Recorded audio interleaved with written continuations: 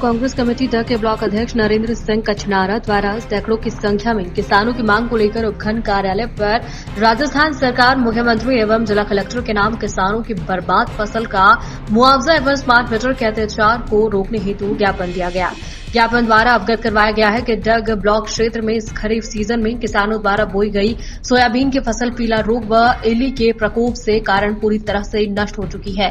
हजारों किसानों की मेहनत, समय और पूंजी बर्बाद हो गई है, जिससे किसान गहरी आर्थिक संकट में पहुंच चुके हैं।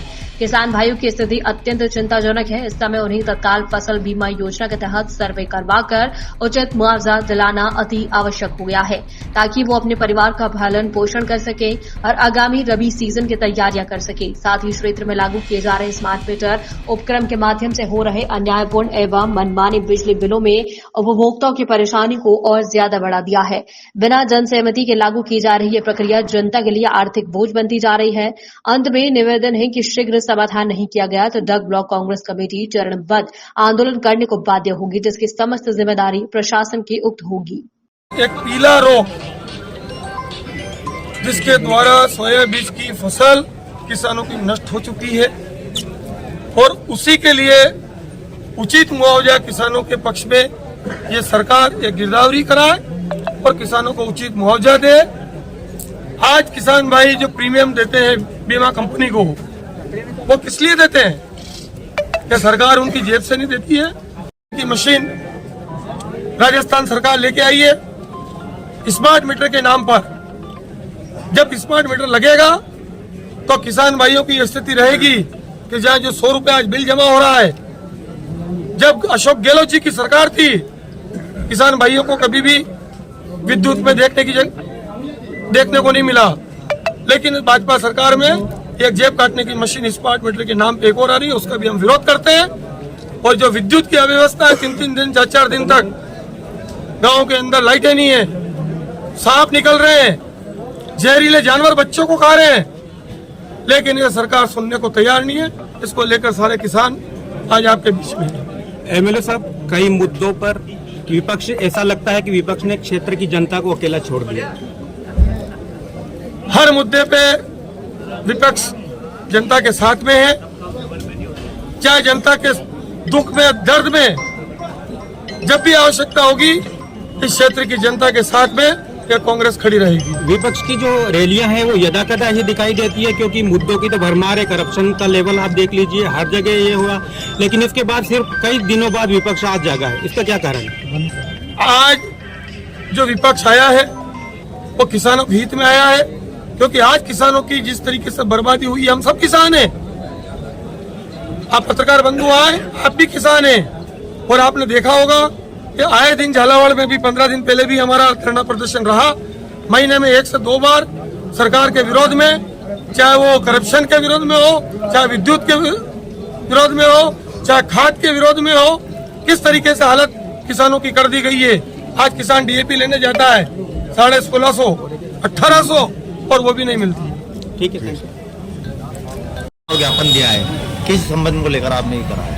देखिए, पिछले 11 साल से जब से इस देश के अंदर भारतीय जनता पार्टी की सरकार बनी है, हर वर्ग दुखी है वैसे तो, लेकिन किसान वर्ग सबसे ज़्यादा दुखी है। मोदी सरकार ने वादा किया था कि हम किसानों की आय को 2 गुना करेंगे। 2 गुना करना तो दूर की बात है, जो आय जो थी किसानों की वो भी आधी रह गई है। फसलों के दाम नहीं है, फसलें कभी निकलती है तो ओलावृष्टि हो जाती है, अतिवृष्टि हो जाती है, कभी कोई रोग लग जाता है, फसलें खराब हो जाती है। लेकिन सबसे बड़ी जो समस्या है वो स्वामीनाथन आयोग की है। मोदी सरकार का वादा था कि हम किसानों को एमएसपी का गारंटी कानून बना कर देंगे। इन सब समस्याओं की जो जड़ है वो यही है, किसानों को संपूर्ण फसलों की खरीद के लिए एमएसपी का गारंटी कानून बना कर दे मोदी सरकार। ये हम नहीं कह रही है, उनका खुद का एजेंडा था, वादा था। दूसरी बात, सब किसान कर्ज के बोझ के तले दबे हुए हैं। लाखों किसान हर साल इस देश में आत्महत्या कर रहे हैं। मनमोहन सिंह जी ने 85,000 करोड़ का कर्जा इस देश के किसानों का माफ़ किया था।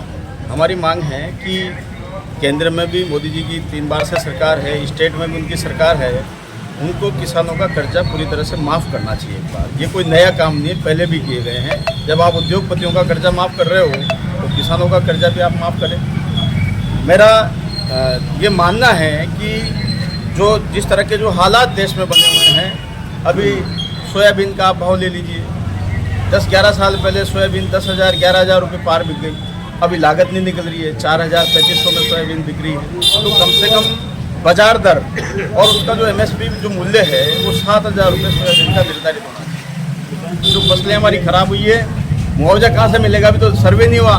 सबसे पहले सरकार को सर्वे का आदेश निकालना चाहिए कि गाँव में पंचायतों में सर्वे के लिए शिविर लगे, गाँव में पंचायतों में सर्वे हो और वो सर्वे करा के सरकार मुआवजे की प्रक्रिया चालू करे। जो स्मार्ट मीटर जो सरकार ज़बरदस्ती थोप रही है राजस्थान के अंदर, जब पहले से मीटर लगे हुए हैं, अच्छा काम उन मीटर का हो रहा है, फिर स्मार्ट मीटर की ज़रूरत कहाँ है? जिन जगह पे राजस्थान में स्मार्ट मीटर लगे हैं वो लोग दिन रात बिजली विभाग के चक्कर काट रहे हैं, उनके 4 गुना बिल आ रहे हैं, अधिकारियों के चक्कर काट रहे हैं कम करवाने के लिए। तो सरकार से ये मांग है कि जब पहले से मीटर लग रहे हैं तो बिजली कंपनियों, कई बड़ी कंपनियों से ये लोग कोई इनका मैनेजमेंट करके और टेंडर देके इस तरह से राजस्थान की जनता के साथ कुठाराघात कर रहे हैं। आपको राहत देनी चाहिए किसानों को, राहत देने के बजाय किसानों के साथ में अन्याय किया जा रहा है। इन सब तमाम मुद्दों को लेकर आज चौमेला में बहुत बड़ी किसानों की ऐतिहासिक रैली यहाँ विधायक भैरव सिंह जी परिहार साहब और तमाम कांग्रेस कमेटी के नेतृत्व में निकाली गई थी, जिसमें हज़ारों की संख्या में किसान भाई शामिल हुए थे। उसी के संदर्भ में हम लोग यहाँ पर एकत्रित हुए। मैं धर्मराज मेहरा, प्रदेश सचिव कांग्रेस कमेटी राजस्थान। जय जवान जय किसान, जय जवान जय किसान, जय जवान जय किसान, जय जवान जय किसान। कांग्रेस पार्टी जिंदाबाद, कांग्रेस पार्टी जिंदाबाद, कांग्रेस पार्टी जिंदाबाद।